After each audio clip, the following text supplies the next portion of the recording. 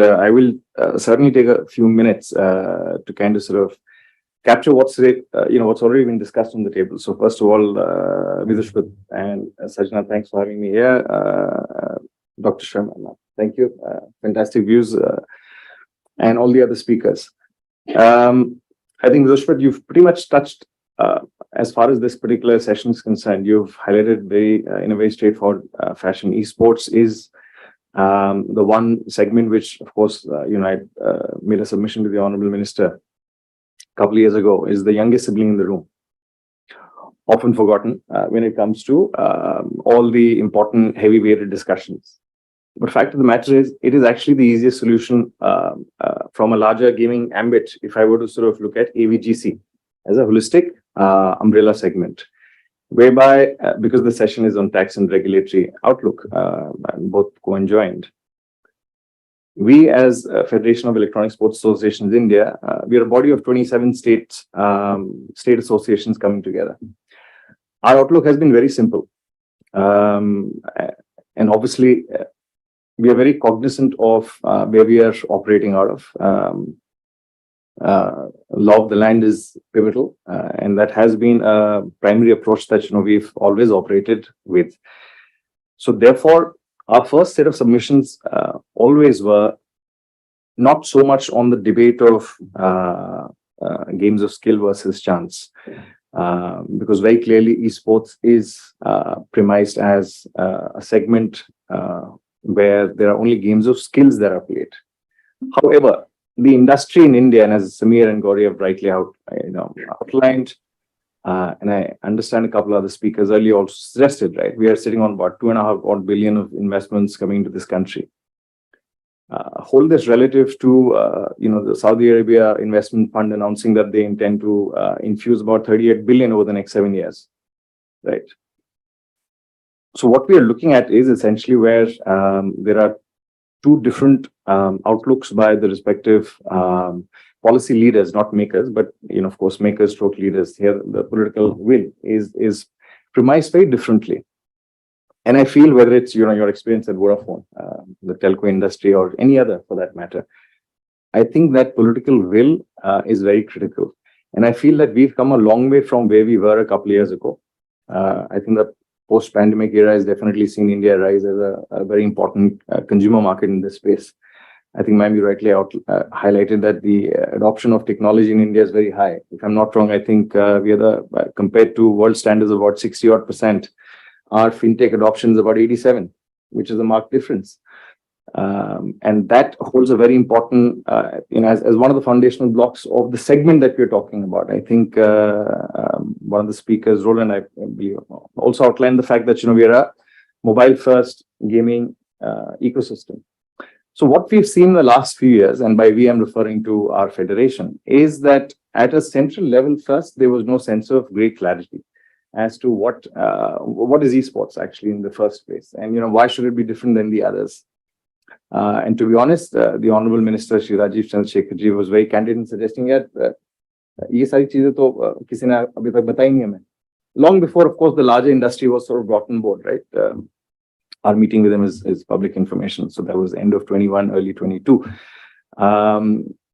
We in fact suggested that one way forward should be to bring the industry together. It's not a big industry. I don't see even today, if we hold ourselves relative to some of the other emerging sectors, there have been some substantial investments, but I think the potential is much greater than where we are sitting at today. So I feel, and of course, the Honorable Prime Minister highlighting AVGC is an important sector.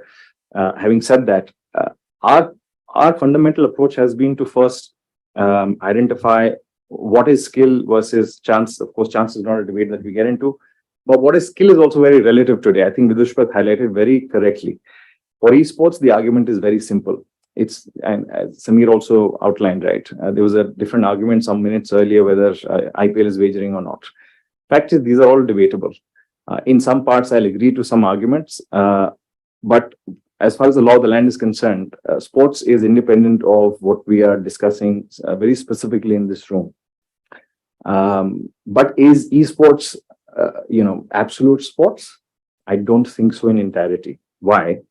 Because while there is an aspect of free to play, which I feel is a very important differentiator, and it's been part of our submission made to the government, both at center and states, um, uh, which definitely sort of puts it in a very different bracket compared to the other subsets of gaming. I think by way of operations, it is about one versus one, which is two individuals competing or maybe teams.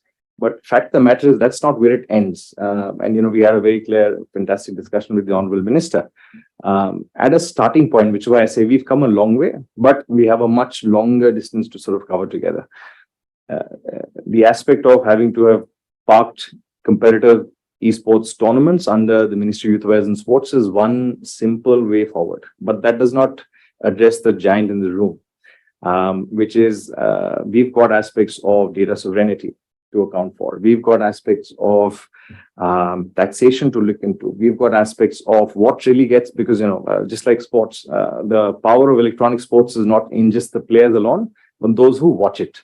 So there is this other aspect of streaming, right? And what gets relayed out by way of content is very critical. So we feel that, to very quickly touch upon the GST issue, of course, it will play a deterrent to a lot of companies, the sector and segment itself. But I think it's a fantastic time for all of us to sort of come together, huddle up, and then make the rightful sort of arguments. I think in the previous session, there were discussions of SROs and what the outlook should be. I think the definition of skill is also, as I keep saying, not absolute, right? Coming back to esports, I'll share a very interesting premise. The Asian Games is underway right now. There is a certain set of games being played at the Asian Games, but an Asian Games technically does fall under the IOC, which is the International Olympic Committee. But here's the interesting aspect, right? The IOC has segregated its own independent definition from what is being conventionally defined as esports today across the world. And therefore, the IOC has come up with what it sort of nomenclatured as virtual sports, right? So here we are as a federation in India, we were trying to explain to the government, hey, listen, this is what esports is. And suddenly the global narrative also, of course, changes. So from day one, our objective has been very clear. We need to go with the law of the land, one, work very closely with the policymakers, in this case, the respective nodal ministries, the ministers, but also have a very accommodative approach. We are India first. We are concerned about the fact that, if there's a fund being announced in the Emirates and Qatar Investment Fund is looking at the India market, it's very clear that, we are a very potential market, and let's not kid ourselves. The government understands that very well. We may say that there are policy flip-flops, this, that, the other, and which is also true. But fact is that, we need to collectively sort of move forward. And I think that's where, in this fantastic room, with all of you luminaries, add so much to the table. And of course, beyond that, the companies, right? So I think from an esports perspective, from an absolute term, from what we are doing as FEAI, there are 2-3 very simple things, fundamental things that we started with. Those kids who are registered with us, we don't call them gamers. We call them players. We are an athlete-first organization. Just like I am here, along with me, there are a couple other very important founding members to this organization. The likes of, one of the most predominant Olympians India has produced in Gagan Narang. He's a founding member along with me.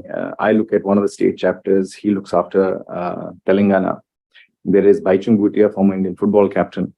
So what we are doing is we are showcasing our intent to all the stakeholders in this case, right? Not just, of course, because we understood that, listen, the only way to move forward in a segment which is fast emerging will be if we are very closely aligned and working with the decision makers. Of course, we've had fantastic legal counsel coming through. Vidushwat's also been, very candid in his engagements with us, and we've tried to develop those conversations very strongly. But I'll give another interesting insight. A year and a half ago, especially when a couple of state governments had taken a very hard stand without naming who, one of the chief ministers actually said that gaming paap hai, quote unquote. And here we are with a policy document saying, boss, hum gaming ke ek subset ko promote kar rahe hain, which is electronic sports. To his credit, he gave us a good 30 odd minute hearing. And by the end of it, he understood. Like कि आप जो बोल रहे हो मुझे समझ आ रहा है. अगर उसके अंदर ये 2-3 बेसिक सेग्रीगेशन हमने रखा है जहां पर आप लोग एथलीट्स को प्रमोट करते हो, because eventual outcome for you is as I said, right, from a federation perspective, it's very easy for me to make these arguments. But from a, if I were to run an organization which is in the gaming space, obviously my outlook would be a little at a variance of what I'm presenting right now. But for us to explain to the Honorable Chief Minister back in the day was very simple. We are an athlete-first organization. We are conducting tournaments just like any other sports in this country. And therefore, when it comes to the tax, regulations and outlook, we will very obviously make a submission as any other sports organization trying to promote a sector which focuses itself on that space. Now, this is as far as the primary argument is concerned. I have a lot more to talk, but I'll sum up one important, very recent anecdote again from the industry, which is focused entirely esports. We're all familiar, right? Someone, I think the gentleman made a fantastic remark on PUBG. PUBG mat bolna, it's BGMI nowadays. So BGMI is a game which has come back to this country. It was originally asked to sort of shown the door along with TikTok, because of course they had ownership from one of the neighboring countries, etc. So understand, it is not just about the commercial value of this the opportunity. It is about the geopolitical positioning that India wants to hold right now. So when we talk about even this sector in industry, I think those aspects have to be accounted for. Now, that's not the absolute argument, obviously. That company has come back to this country, was of course asked to halt operations again, and now operating again, right? But there's a certain very clear window within which they've been asked to operate within. And they've had to abide with certain rules and regulations that, the honorable government laid out.